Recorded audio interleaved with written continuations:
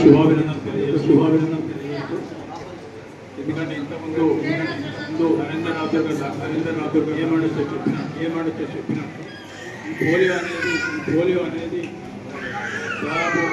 50-60 దశకంలో మన రాష్ట్రంలో కానీ దేశంలో పెద్ద మహమ్మారి ఆడవాళ్ళ చిన్నపిల్లలు ఈ వ్యవస్థ లేక చాలామంది అంగవైకల్యం చాలా రకంగా ఇబ్బంది పడుతున్నారు. దాన్ని దృష్టి పెట్టుకొని 40 సంవత్సరాల నుంచి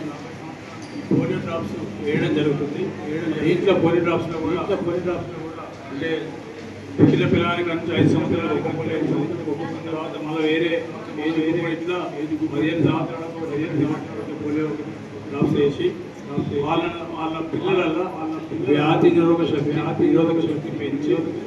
ఏ వ్యాధి వచ్చిందో తట్టుకునే విధంగా వాళ్ళ తయారీ ఉద్దేశమే ఈ ప్రభుత్వ ఉద్దేశం, అందరి ఆలోచన. దాంతోపాటు ఈరోజు గౌరవ రేవంత్ రెడ్డి గారి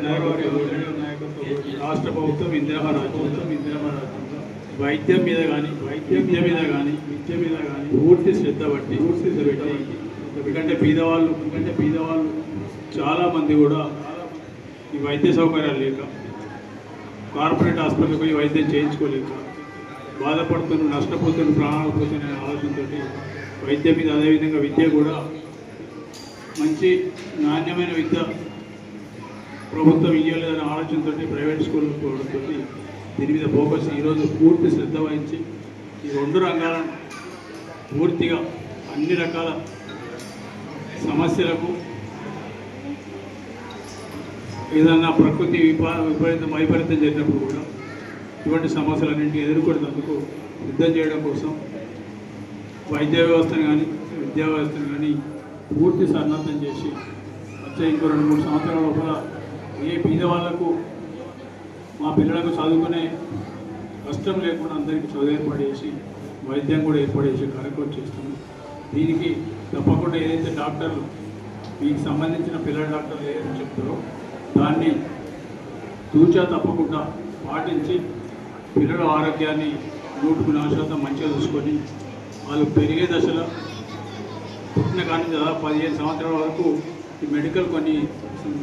వైద్యానికి సంబంధించిన కొన్ని ముందు జాగ్రత్తలు ఉంటాయి. ఆ ముందు జాగ్రత్తలు అన్నీ తీసుకొని వాళ్ళకు మీరు పూర్తిగా చేయగలిగితే ఆ పిల్లల తర్వాత మీ కుటుంబాలను పోషించే స్థాయికి చేరుకుంటారు. కాబట్టి ఈ మొదటి 15 సంవత్సరాలు డాక్టర్లు ఏ సూచనలు ఇస్తారో ఆ సూచన 100% పాటిస్తూ వాళ్ళని కూడా కోఆపరేట్ చేస్తే పిల్లల భవిష్యత్తు మంచిగా ఉంటుంది, పిల్లల ఆరోగ్యం మంచిగా ఉంటే భవిష్యత్తు మంచిగా ఉంటుంది. కాబట్టి